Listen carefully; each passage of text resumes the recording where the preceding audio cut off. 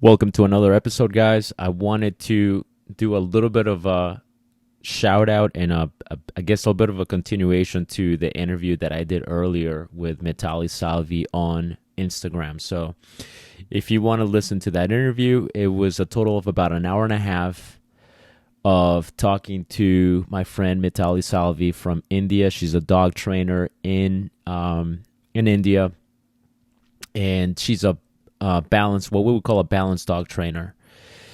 And we talked about the topic of living with nervous dogs, dogs with anxiety. Apparently, that's sort of a big thing in India. A lot of dogs in India are nervous.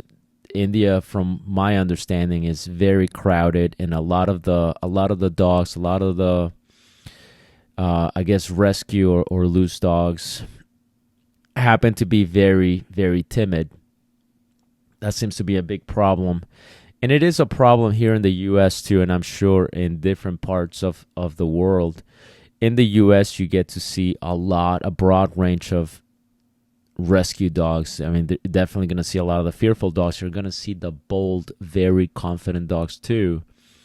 So we spent a decent amount of time talking about that, about temperament, genetics, the difference between genetics and temperament, why dogs are nervous, how to, live and help a dog that is nervous, how to live with and help a dog that is nervous, and what the best approach for those dogs are. So we touched on counter conditioning, desensitization, training tools, confidence building. So again, if you go to Instagram, go to Mitali Salvi. I believe it's Mitali Salvi, dog trainer. Yeah, Mitali Salvi, dog trainer on Instagram. If you look through my if you go to my profile, you're going to see, if you scroll through the post, you'll see a post that I made kind of scheduling the live that we did earlier today. So check it out. She still has it. She saved it on her page. Good stuff, good information. It was awesome. It was good interview. I just wanted to kind of continue on a little bit the interview. I mean, we could talk about dogs. I know she can, and I know I can. We could talk about dogs for a very long time, right? We could do this all day long.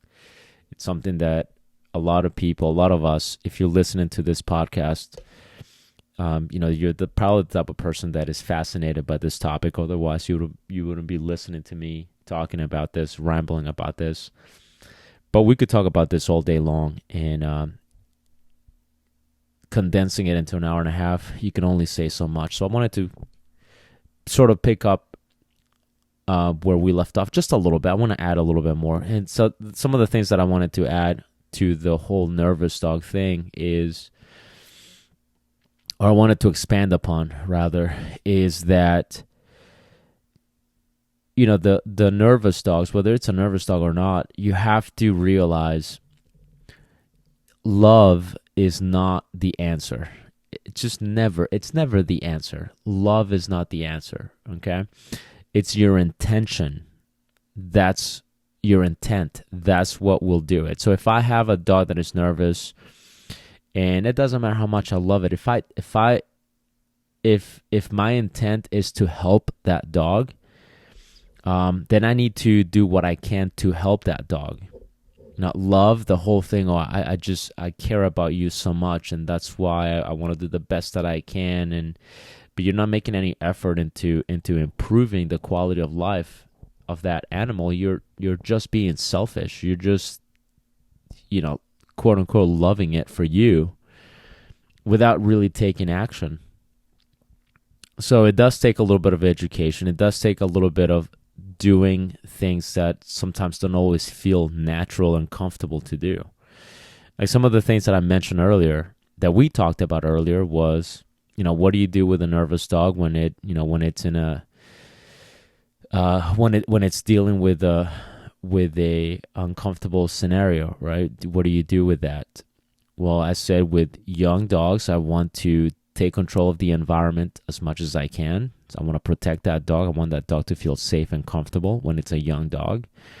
But then as the dog matures, I'm still going to do that. But you have to realize now that you can't always shelter the dog. You can't. It's just not going to work. There are things that are going to be scary. There are things that are going to be uncomfortable. I have a client right now that I've been working with them for a while, and their dog is not fearful. Their dog is definitely on the bold side, and they've been making tremendous progress. Just the amount of progress that they've made with this dog is very impressive, and it is all, it's all because of the owners. It's all because of the owners. They've done a great job. They have invested their time driving out to my place, which is not a 10-minute drive. It's definitely a long drive. I mean, they're out for a while, right? And then we train, and they gotta drive back, and then they have to practice. And they've done this for a while now, and they have worked with other people in the past. So all of that is because of them. All the progress is because of them. And some of the things that we just talked about recently with them was, sometimes the dog is going to have a bad day here and there. It's just the nature of the beast, right? Your dog that is trained is occasionally going to have some bad days. It's occasionally going to have a little bit of a situation is going to sneak up on you where you don't have full control of the situation, and now you're sort of in reactive mode. It just happens, right? One of those things that just happens. So what I suggested to them is don't be too concerned about those off days, and still keep doing what you're doing. Keep bringing the dog out, and there are going to be times where things like that are going to happen. You have to deal with it. The dog has to deal with it, and we have to move through that. It's the same thing with a fearful dog, right? There are going to be things that are going to be uncomfortable. I'm going to be uncomfortable too sometimes. They're not even dog training related. There are times where I have to do things that make me uncomfortable. I have to still do them. I still have to get up and do it. You have to do it too. If you're listening, you have to do the same thing. There are things that you don't want to do that you have to do. There are things that you have to do that make you uncomfortable and give you stress. And you have to do them. So the world can be a scary place, and our dogs can handle it. Even the fearful dogs, they can handle it. They truly can. I'm not saying shove your dog in situations that are scary, but be aware that there are situations that are not ideal. And sometimes you find yourself in these situations and you can't just avoid it. You have to sometimes communicate to the dog, dear, we have to do this. I know you don't want to go outside. We have to go outside. Okay? And love doesn't do it. You have to sometimes get dirty, and you have to do it.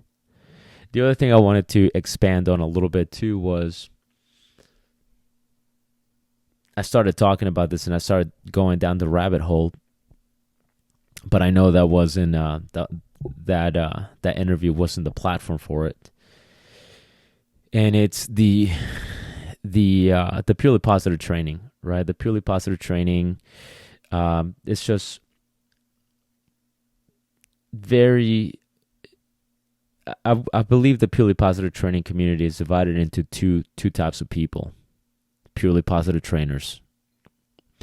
You have the purely positive trainer that doesn't know a whole lot, and they truly have their heart in the right place, and they're doing the best they can with what they have, with the knowledge that they have. Because a lot of trainers start out that way. Metali started out that way.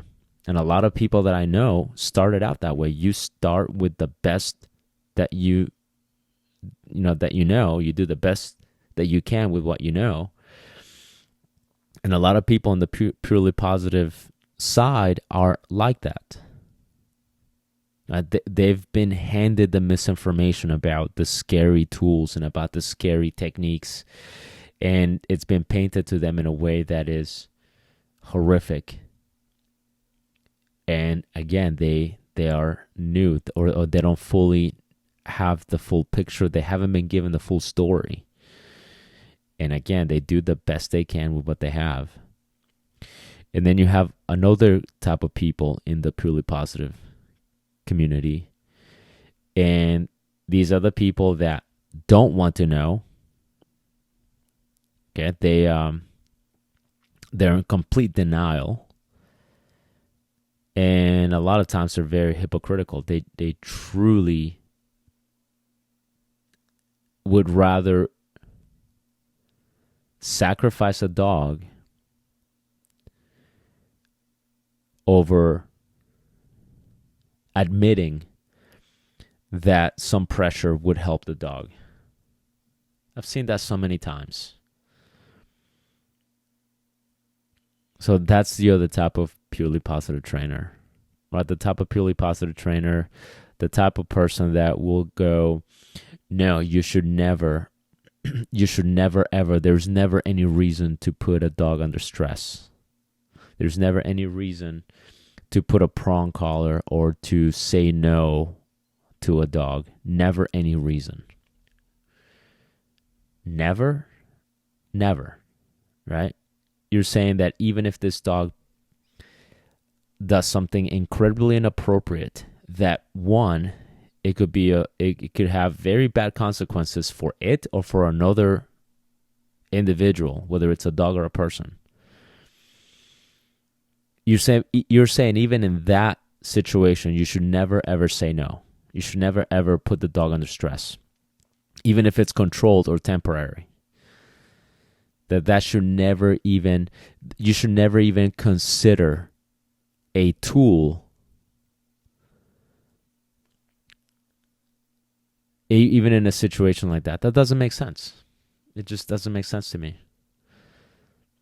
All right, so if I have an option between telling a dog, hey dude, you gotta knock that off, we gotta focus on this instead, you can rip that person's face off.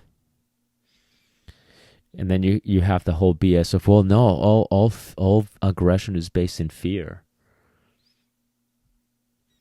which is not true. I have an episode on that, so if you wanna look back in the previous episodes, I have I think a 3-part episode, so three episodes total on the topic of aggression, and I touch on fear aggression as well. So I'm not gonna go into detail with that here.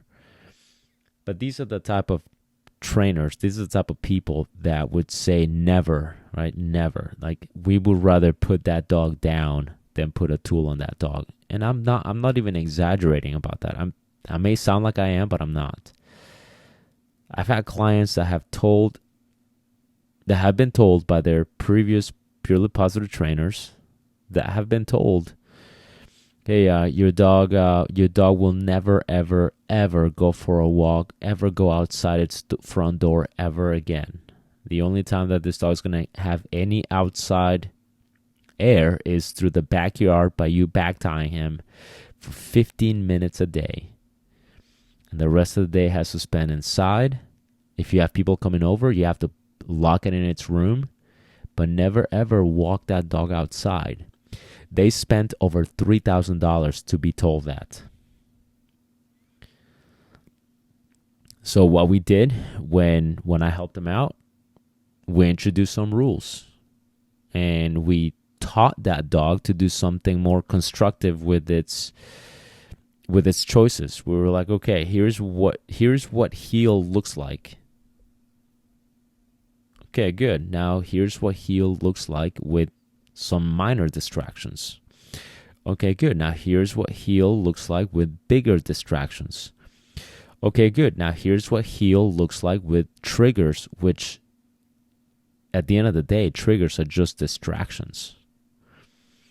And to maintain that dog's focus on the task at hand, there were times where we had to use some pressure.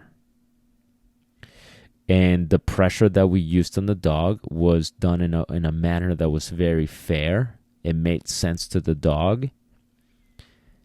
And lo and behold, after that, after a bunch of training sessions, that's exactly what was happening. They were able to walk the dog, do what they were told would never happen, in the presence of very, very distracting triggers. So it can happen, but your purely positive trainers, I would say never. You should never do that. They would have rather that dog never step out of its front door. Or they would have suggested that dog be put down. That just doesn't make sense to me. It doesn't make any sense to me. And one of the things that I was saying on the interview is dogs are a lot more resilient than what we give them credit for. Even the fearful ones, they are way more resilient than what we give them credit for. So that's another piece that is very important to remember. They're dogs, they're animals. They're incredibly adaptable. They're experts at survival. Okay, they're animals very, very prepared to handle a lot, even the fearful ones. Okay, people are not. People are soft as hell. But the other thing too, I was thinking is, and this I always get a kick out of this, is the the purely positive training, the people that are very anti-tools and anti this and that and the other are they're the one thing that they love to point out is, well, we can train dolphins and whales, and you can't say no. You can't say no. You can't put a tool on a whale. But then I think, dude, like, you're talking about a whale in a pool, a dolphin in a pool. That is the most inhumane thing you could possibly do to an animal. And you wanna tell me how humane you are by using the example of a whale, a wild animal in a pool? That is the most inhumane thing. I will take the prong any day on an animal that lives a far more fulfilled life than the whale jumping through hoops for fish in a pool. Which of those is purely positive, really? Which of those is more inhumane? You're going to tell me that the prong on my dog, the prong collar or the e-collar on my dog is more inhumane than a whale in a pool? If you don't see the irony on that, if you don't see the how twisted that example is, or that explanation is, if you don't see how sick that is, there is something wrong with you.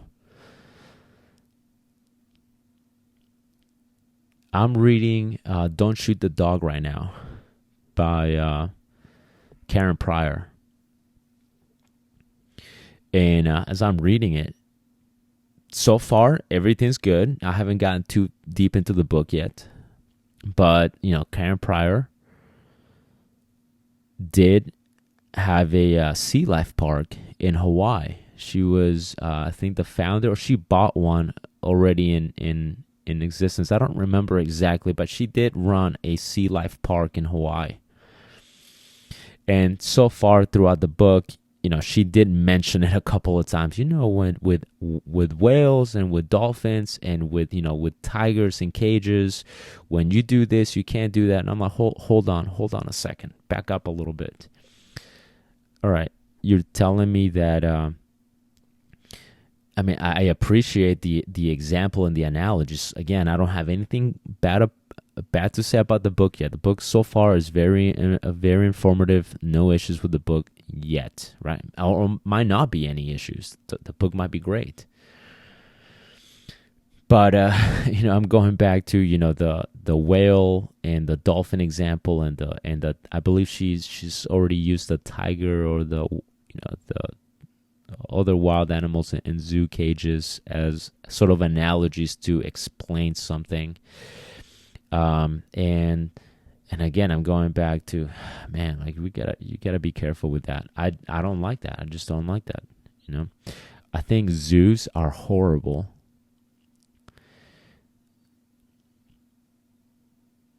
The what's the big sea life park right now? It's huge. SeaWorld, I believe. Yeah, SeaWorld. I think that's horrible.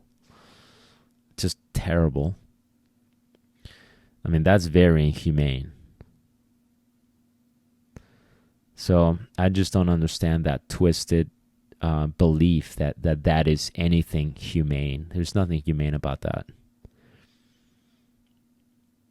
And the other thing too that I find sometimes ironic, and I've talked about this before, and people always get really bent out of shape when I say this.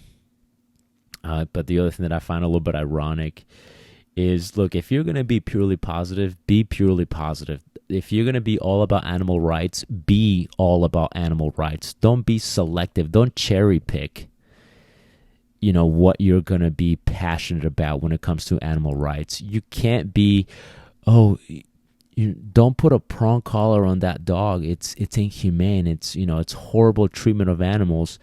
But then, like 3 hours later, have a burger with bacon on it. That's another one that's kind of twisted. I'm like, I have nothing against you if you eat animals. I'm okay with that. Eat animals. That's your choice. Do whatever you want, right? That's your choice. That's you. I'm not gonna judge you for that. But if you eat animals and then you say that you love animals and that's why you don't put a prong collar on your dog, because you love animals and you're all about animal rights, and animal rights are great, and that no animal should be violated and should never say no to an animal or put it in any sort of discomfort when it comes to dogs. But then later you're supporting an industry that truly tortures animals on a daily basis. That's just incredibly twisted, incredibly hypocritical. It doesn't make any sense. Okay? It just doesn't make sense. You can't on one breath say ban all tools because they're inhumane for animals, and then in the next breath go, yes, I'll have a double cheeseburger with bacon on it. Just figure it out. Figure out which way you're going to be. Otherwise, you're just completely hypocritical about it. So, again, I don't care if you eat animals. That's your choice. When I've talked about this before, I got some pushback on people going, well, I don't get it. You're saying we're not supposed to eat animals, and then people go, oh, farm animals are different. We breed them so that we could eat them. Okay, that's cool. I'm not saying don't eat animals. That's on you. I'm not here to judge anybody. Okay? But just be authentic, or shut your mouth. So if you truly care about animal rights and you're gonna point your finger at me because I have an e-collar on my dog and say that I torture animals, but then you are eating an animal later, it doesn't make sense. You're just completely hypocritical and completely stupid. That doesn't make any sense. Or, don't tell me you are inhumane because you have a prong collar on your dog. Don't you know whales can be trained without a prong collar? Again, you're just being stupid. That doesn't make any sense. You are really dumb if you buy into that. That doesn't make any sense. Right? The whole thing with animal rights doesn't make sense. If you listen to the interview with Bart Bellone and Michael Bellone that I did with them a couple of months ago or a few months ago, we talk about that a little bit. We talk about the things that have been done in the name of animal rights. Right, when suddenly in Belgium, the one day they were like, okay, we're gonna make it so that we're gonna ban farm animals, dogs from being farm animals because it violates animal rights. So dogs will no longer do work on the farm because that's inhumane. And suddenly now they would find the farmers that had working dogs for the farm. So what a lot of these farmers had to do, they're farm dogs. What are they going to do? A lot of them had to kill their dogs. So a lot of dogs got killed overnight because they banned the use of dogs for farm life. Okay, so in the name of animal rights, thousands of dogs were killed because, these were farmers, right? Their livelihood depended on it. And it's on there. It's on the interview with Bart and Michael Bellone. We talked about that. And, one of the things that they also said is, they didn't care about the farmer that the farmer himself that is pushing that cart and he's old and he's in pain and he's the one pushing. They don't care about that. They don't care about that person. They care about the dog that enjoys the work, by the way. That's what they cared about. People are just, dumb. But anyway, I don't want to drag you down in this very, very sad topic of stupid people. But I wanted to sort of expand a little bit on that, on the whole thing with fearful dogs, and that's one of them. One of those things is, look, fearful or not, I have to hold you accountable. I'm going to teach you. I'm going to give you all the tools that I can to help you cope with your environment, and I'm going to try to increase your confidence and let you know that I'm here for you to protect you. But on the same token, I'm going to hold you accountable.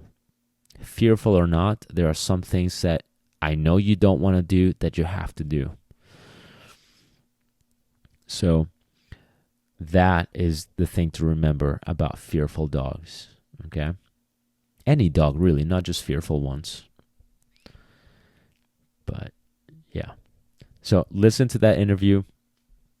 I'm going to maybe put a post on Instagram, or I'll put a post if I post this. I always post this on YouTube.